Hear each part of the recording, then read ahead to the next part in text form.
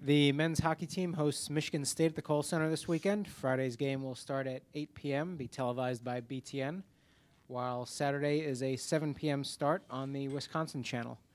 Head coach Mike Eaves is here and will take questions. Andy? Mike, I know you haven't been on the ice yet today, but has the response of your players after the win, has it been to your liking thus far? Haven't been around them at all, Andy, so it's tough to measure that. I haven't even talked to Jim Snyder, who was with them this morning, about their energy in the weight room, so it'd be hard for me to gauge right now. Jeff? How about the response from the coaches, Mike? Well, as a coach, we debated about what we should do today in terms of, okay, how do we move forward from here? And so we make a little progress on Saturday night, and the guys, the energy in the room was good, as one would hope. And so now I think we have to make sure there's a tendency to, okay, we finally got a win on the road there. Okay, let me take a breath. But at the same time, I think we have to be careful and not lose our position and slide back. So we're moving forward this morning or this afternoon. We're going to get back on the ice and not bury them, but we're going to continue to improve on skills and let them know that we are pushing forward and we need to continue to make progress. So to follow up on that, are you basically saying there's two philosophies? You can say, okay, pat them on the butt, good job, guys, or look, you did a nice job, don't get too comfortable, basically. Exactly. And I mean, that's only our third win. I don't think there's a lot of comfort going on there. So, but I think guys they're more, when they come to the rink after a win, they're more willing to listen, they're more willing to work hard. So I think we have that, and rather than back off, we're going to use that and push forward. Andy?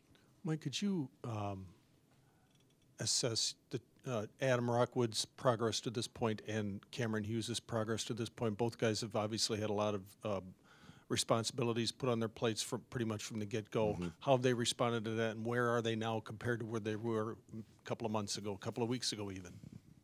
Well, they're a lot further ahead than they were when they first got here. I think after coming back home from after Christmas, they're different players. You can see it on the ice. Their comfort level, their confidence level has risen to a new high.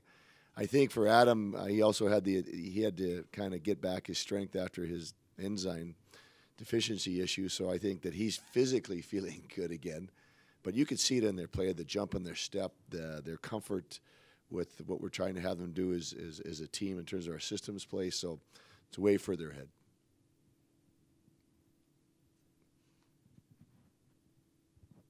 Did you like what you saw with the line combinations you put out there on Saturday, and do you plan to try to stick with those in that regard? I like the way they ended. I didn't think that we didn't think that Rockwood, Labate, and Solway started off very strong. They got scored on the first shift, and I was thinking, oh, brother. But they played very well in the third period, and their line produced, the winning goal. They got better as the game went along. So I think we'll look at that a little longer. But, at this time of year, it's a lot easier. Let's say we don't like that line, or maybe somebody on that line, let's say Jed's not going. Well, we know we can move 13 up there, and he gives them a little element. And so going through some tough spatches and having guys hurt, we've learned that whom we can play with whom and get a little energy. So that'll help. That'll help as we get on the stretch. Seemed like Joseph Labate got better as the game went along. He made a couple of heads-up plays there too, didn't he? Yes, he did. I think that he enjoys playing with Bessie, and we actually talk about that. But he understands what we're trying to do in terms of stimulate the lines after Friday night. But he played well. I thought that he was very businesslike on Saturday. He didn't have really good, great highs and lows. He was right in the middle and played consistent throughout that whole game. Mike, could you give us an update on Patrick? And I'm curious if you, what your reaction is when you get news like that. Is it because you've been down this road before? You've been taking a puck in a variety of places on your body before, and it hurts. Do you really get concerned? What's your reaction? No, to stuff like that? You play that game long enough at that level, you're going to get dinged up. Mark is in the back of the room here, and he would attest to the same thing. And so, what happened is that nothing was broken, which was a miracle. And he's got some headaches, and he's dealing with those, but he's way better off than it could have been. So, yeah, you just know you play this game long enough, things like that happen. John?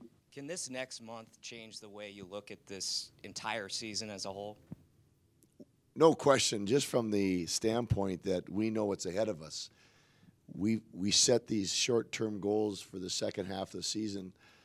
And it's interesting. You walk into our locker room. There's the standings right there, and so, you know, we're down here at the bottom, and that's not a very pleasant thing to look at. We're not used to that. So, but right underneath where we are, we set our second half goals in big bold letters that our guys can see, and that's what they focus on as they walk by the standing boards. And those short-term goals for the second half are be 1-0 on Friday, be 1-0 on Saturday, and play our best hockey in March. Because of the fact that we know if we do that, we give ourselves a chance to extend our season when we go to Detroit, and that's the reality of it. So that gives us real good focus, and I think that, to your question, if we can be playing our best hockey by the time we go to Detroit for the Big Ten tournament, then we give ourselves a chance to extend our season. That's what it's about right now. Michigan State's on a little run here. What's it like playing and preparing for a team like Michigan State? Well, we were just upstairs watching some of their. Shuey was watching them 5-on-5, and I was watching their penalty killing, and they're playing really hard. They block everything. This one young man, this one clip, he blocked a shot with his left ankle, couldn't get off the ice, so he's hobbling around, and he stayed out there. 10 seconds later, he blocked a shot in his left ankle, had to crawl off the ice, and he was out there the next shift. So they're playing with great desperation and effort and hard, and we'll expect that as they come in here. Anything else for Coach? Thank you. Thanks, Mike.